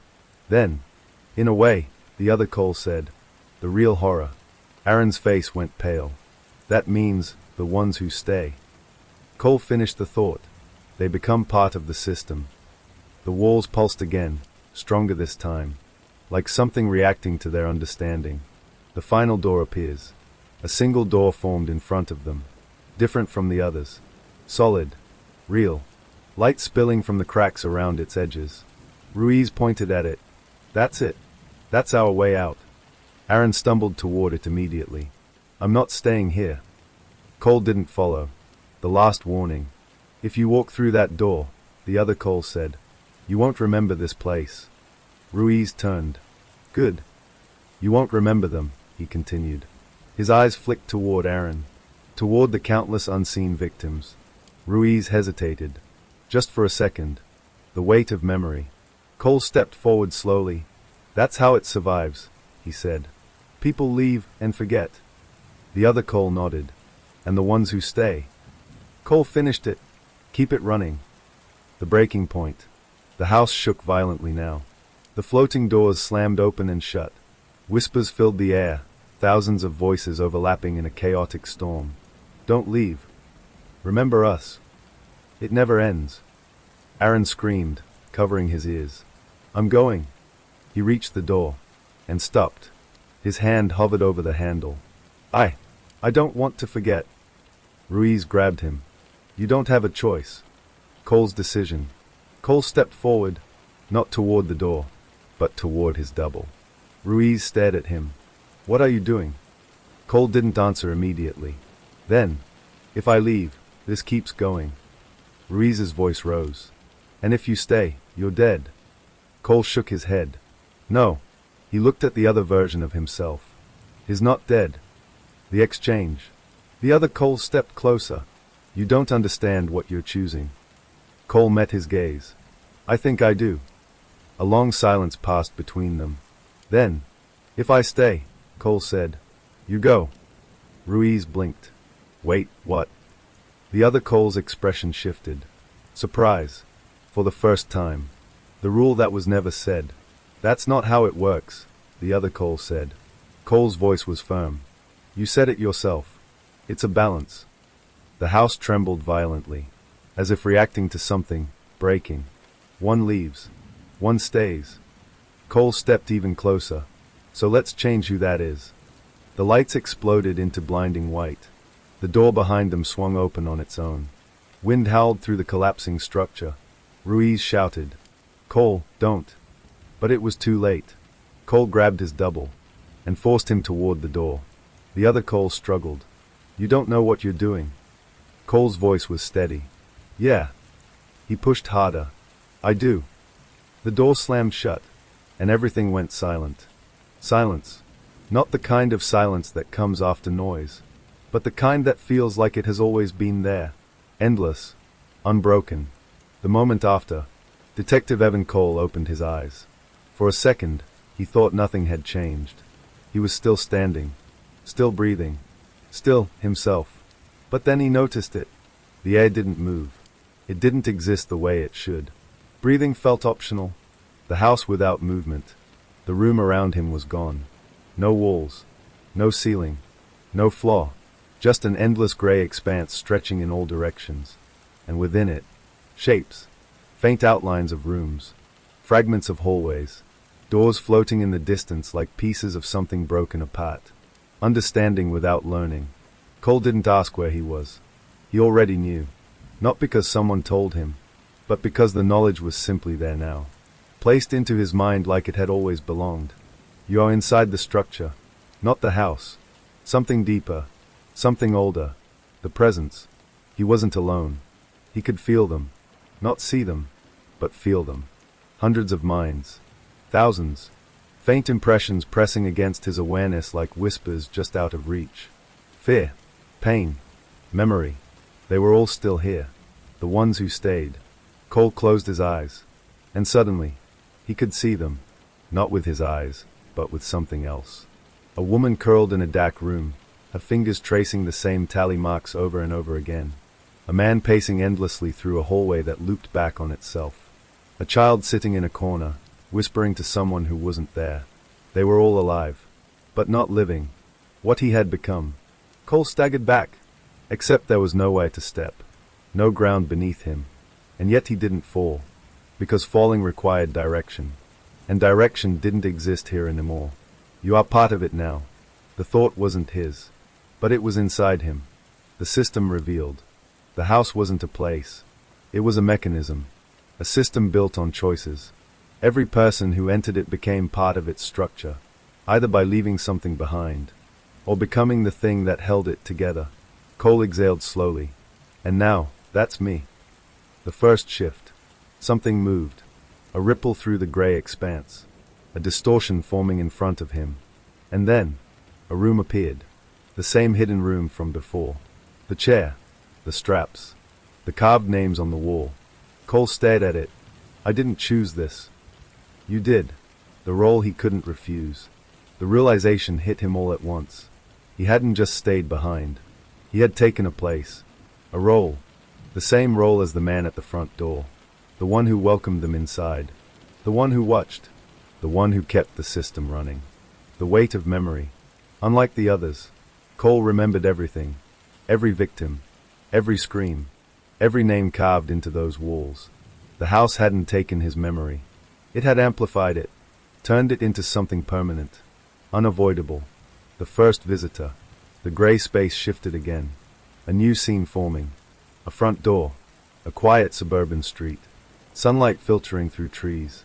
Cole felt it before he saw them. Footsteps approaching. Laughter. Two people walking toward the house. Unaware. Unprepared. The choice repeats. Cole stood at the door. Not by walking there, but by simply being there. The handle was in his hand. The same position. The same moment. The same beginning. Open the door. The command wasn't spoken. It was embedded. The resistance.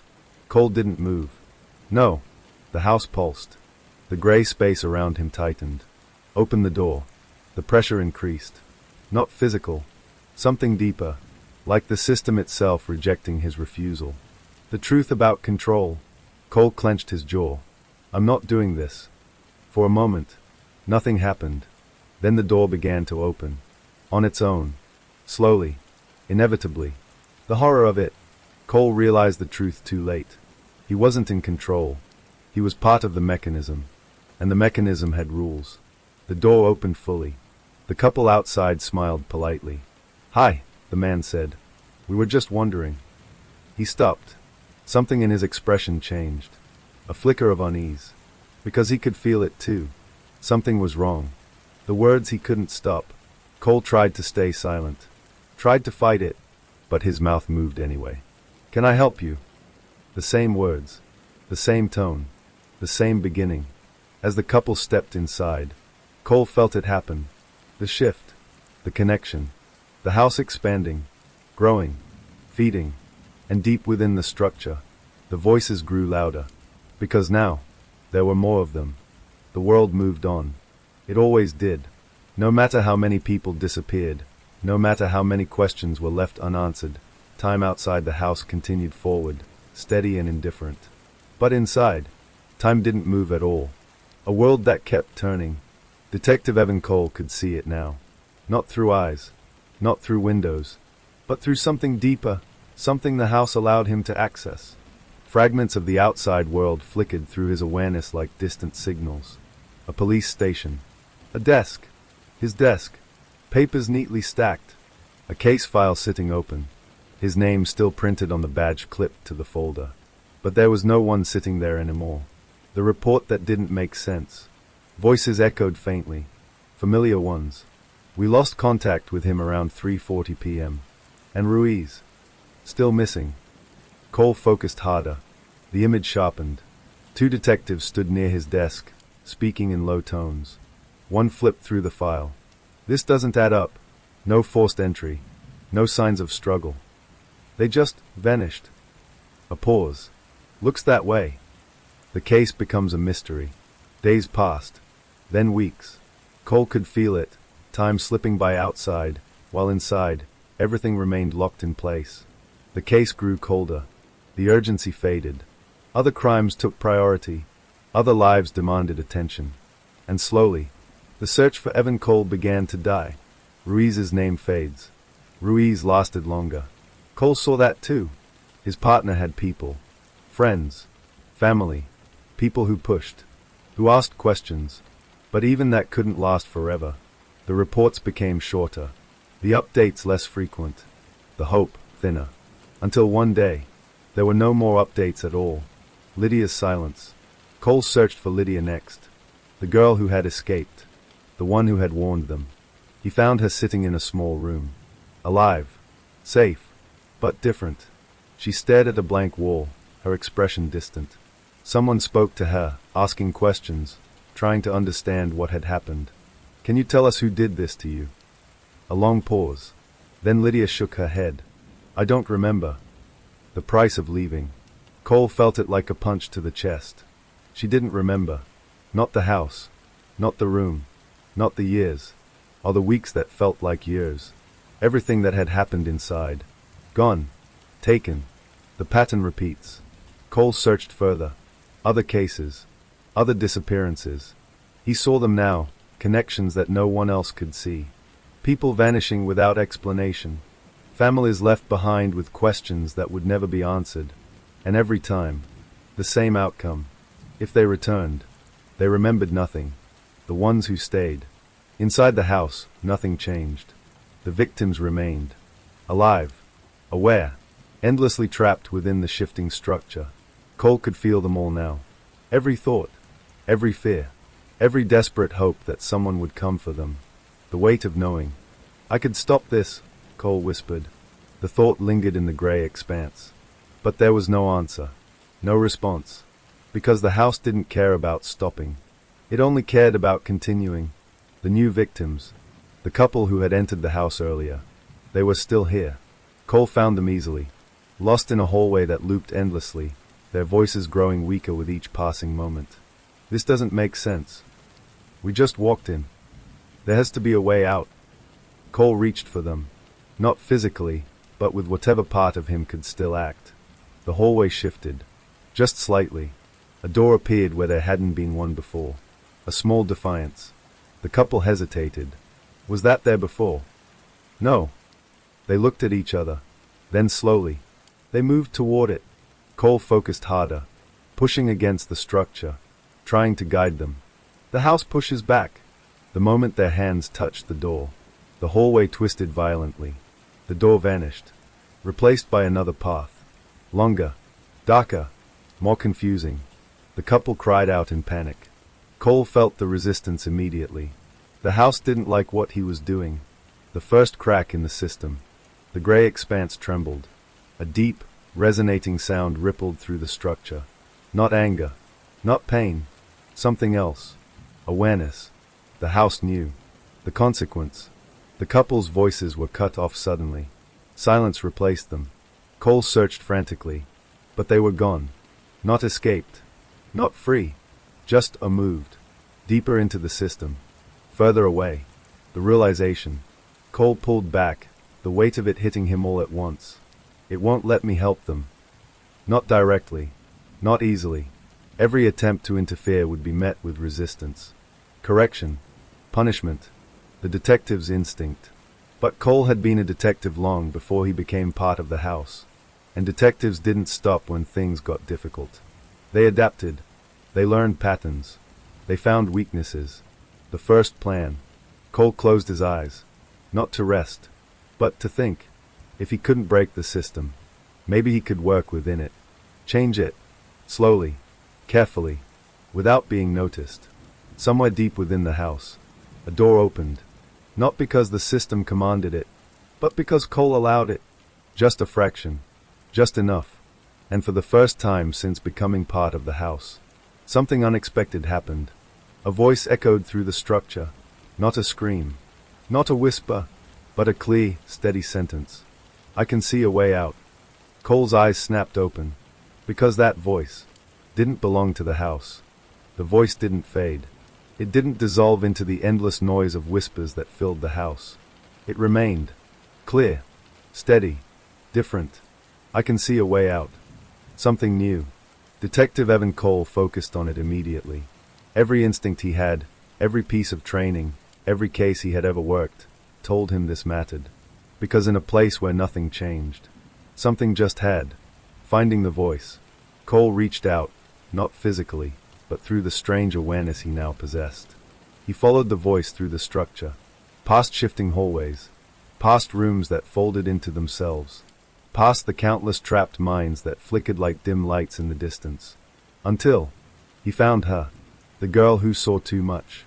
She stood in a narrow corridor, young, maybe 16, her face pale, but not panicked.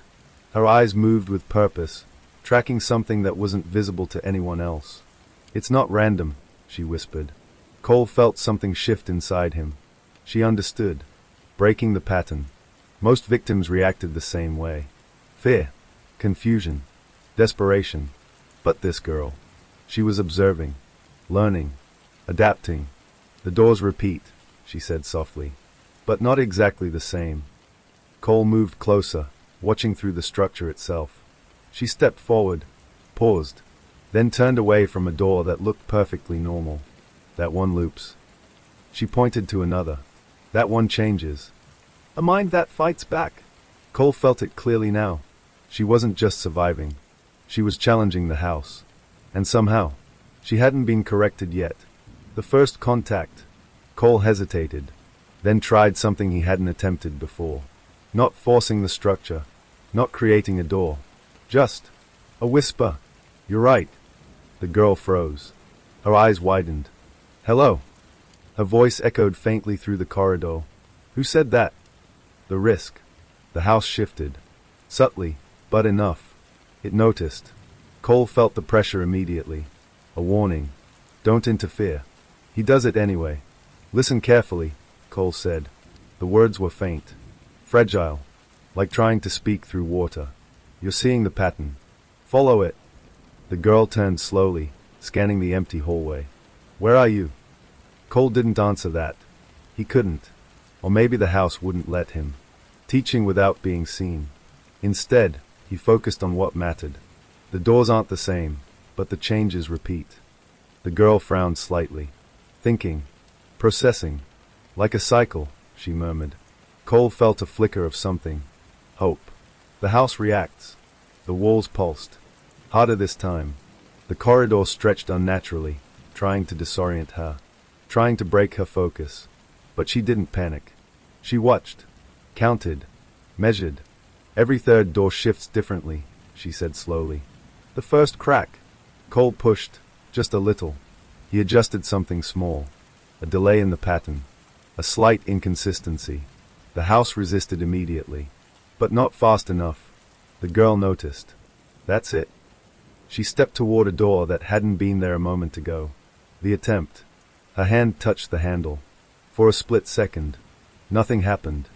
No shift. No correction. No resistance. Cole held his focus, pushing against the system as quietly as he could. The break. She opened the door. Light spilled through. Real light.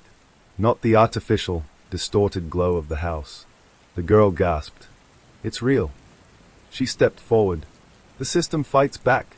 The house reacted violently. The corridor twisted. The door began to collapse inward, like it was being erased. Cole felt the backlash hit him. A surge of pressure tearing through the structure. Trying to correct the error. Holding it open. Cole didn't stop. He pushed harder than he ever had before. Every part of him straining against the system. The door flickered. Fading. Reappearing. Fading again. "Gio!" he shouted. The girl hesitated, just for a second. Then she ran. The escape. She crossed the threshold. And vanished. The door slammed shut. The light disappeared. The corridor snapped back into place. Perfect. Unchanged. As if nothing had happened. The silence after. For a long moment. Everything was still. Even the whispers. Even the endless background noise of the house. It was quiet. Too quiet. The consequence arrives. Then. Pain. Not physical. Something deeper. Cole felt it ripple through his entire existence. The structure tightening around him. Crushing. Correcting. Punishing. The system responds. You have interfered. The voice wasn't human. Wasn't even a voice, really. Just a presence. Ancient. Cold. Unyielding. The balance is broken. Cole struggled to hold himself together. She got out. The balance has been disrupted. The gray expanse trembled violently. The doors flickered erratically. The patterns began to break down. For the first time, the system wasn't stable. Somewhere deep within the house, something changed. Not a door. Not a room. Something bigger. Older. A presence that had never revealed itself before. Was waking up. And it was aware of Cole. It woke up. Not the house. Not the shifting rooms, the endless doors, or the voices trapped within its walls. Something beneath it. Something older than the structure itself. The presence behind everything. Detective Evan Cole felt it before he understood it. A weight pressing down on the entire system. Not just on him. On everything. The victims. The rooms. The very logic that held the house together. It wasn't alive in any way he could recognize. But it was aware. The system was never the master. The realization came slowly. The house wasn't the creator. It was the tool. A mechanism built to serve something else. Something that fed not on bodies, but on choices. Every decision. Every sacrifice. Every moment where someone chose survival over truth. It consumed them all. The cost of breaking it. You have disrupted the balance. The presence didn't speak in words. But Cole understood it perfectly. Good? Cole answered. The gray expanse shuddered violently. The structure around him fractured, doors appearing and disappearing in chaotic bursts. The system was breaking. And whatever controlled it didn't like that. The last door appears. In the center of the collapsing void, a single door formed. Different from all the others. Not shifting. Not unstable. Solid. Final. Cole stared at it. That's it. He didn't need to ask. He already knew. The truth of the last door. This is the final choice. The presence pressed against his mind. He stepped closer. Another split. No. A pause. An end. What it means. Cole reached the door. His hand hovered over the handle. If I open it. The answer came immediately. The system will collapse. His chest tightened. And the people inside. A long silence followed. Then, they will be released. Hope. For the first time since he had become part of the house. Real hope. The hidden truth. But something felt wrong. Too simple. Too clean. Cole's voice hardened. What's the cost? The presence didn't hesitate this time. You. The final sacrifice. The meaning settled in slowly. I don't leave. No. I don't stay. No. Cole closed his eyes. I'm erased. Silence. Which was answer enough. The weight of everything. Cole thought about the people trapped inside. The woman counting marks on the wall. The man trapped in the endless hallway. The child whispering in the dark. The girl who had escaped. Because of him. If he walked away now, the system would stabilize. The house would continue. And more people would be trapped. Forever. The detective's choice. Cole had spent his entire life solving cases. Finding truth. Protecting people who couldn't protect themselves. This was no different. Just bigger. More final. The last resistance. You do not have to do this. The presence shifted. Not pleading, but calculating. The system can be restored. Balance can be maintained. Cole let out a quiet breath. Yeah. He placed his hand on the door. That's the problem. The end begins. The moment his fingers touched the handle. Everything stopped. The voices. The movement. The endless shifting of the house. All of it froze. Waiting. The final memory. Cole hesitated. Just for a second. Not out of fear, but because he wanted to remember who he was, why he was here, and what he was about to do. The last door opens. He turned the handle. The door opened. Light poured through. Blinding. Endless. Consuming everything it touched. The collapse. The house shattered. Not physically. Conceptually. Rooms dissolved into nothing. Doors vanished mid-existence. The trapped minds were pulled free. Ripped out of the structure that held them. The release. Cole felt them go. One by one. Hundreds. Thousands. Every victim finally freed from the endless cycle. The weight inside the system lifted. The presence behind it faded. The end of the house. The gray expanse cracked apart, breaking into pieces that dissolved into light. The system was gone. The mechanism destroyed. The cycle ended. The final moment. Cole stood alone. No house. No voices. No doors. Just light. Endless and quiet. The last thought. He didn't feel pain. Didn't feel fear. Just peace. A single thought passed through his mind.